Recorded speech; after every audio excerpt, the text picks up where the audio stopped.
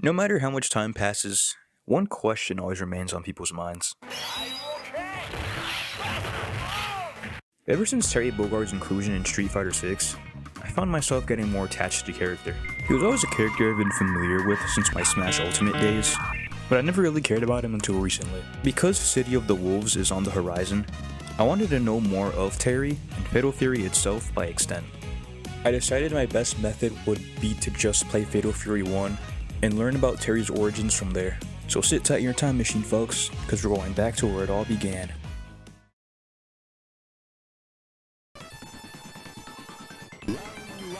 In 1987, Takashi Nishiyama and his team at Capcom released the first Street Fighter game to the arcades, marking one of the earliest fighting games to date. Because of the time period, the fighting game genre still had some kinks to iron out, but even steaming piles of shit could contribute to something. Takashi's goal with Street Fighter was to create a game with more depth through story and characters themselves. Unfortunately, he wasn't able to flesh out his ideas with the first Street Fighter, but hope wasn't lost yet. After the release of Street Fighter, Takashi was scouted by SNK, another company trying to make it big in the gaming industry at the time. After what was described as a difficult transition due to the relationships he had at Capcom, Takashi and his team went over to SNK. Street Fighter 2 would of course be done by Capcom themselves with a new team. Now at a new company, Takeshi Nishiyama and his crew made a new fighting game with their original plan of depth to polish the story and characters. This culminated into their new project, Fatal Fury.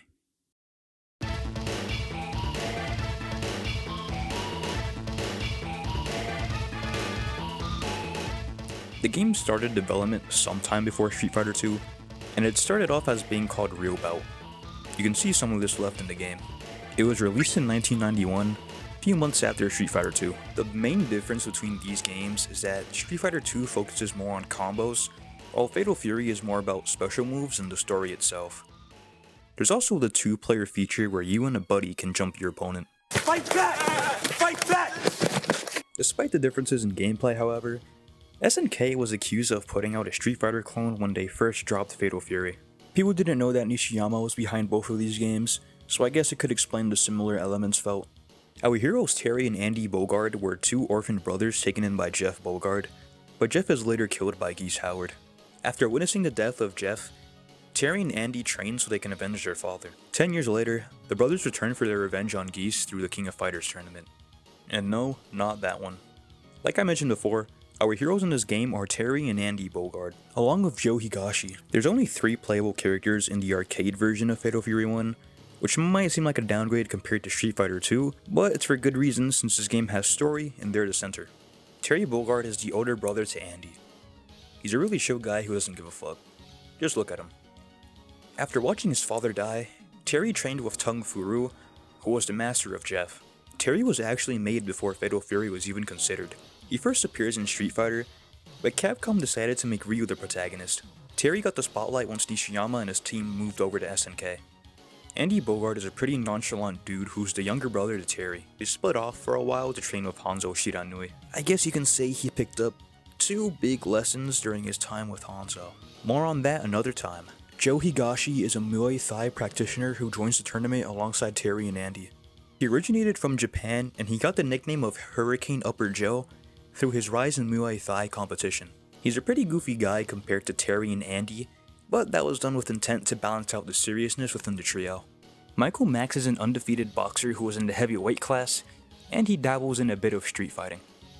Richard Mayer is a Brazilian man who practices the capoeira style. He founded a nightclub called Pow Pow Cafe, inspired by his homeland.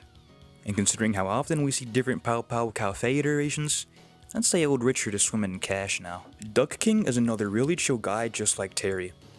He's an energetic dude who likes to dance, and he's basically just a quarter Blanca.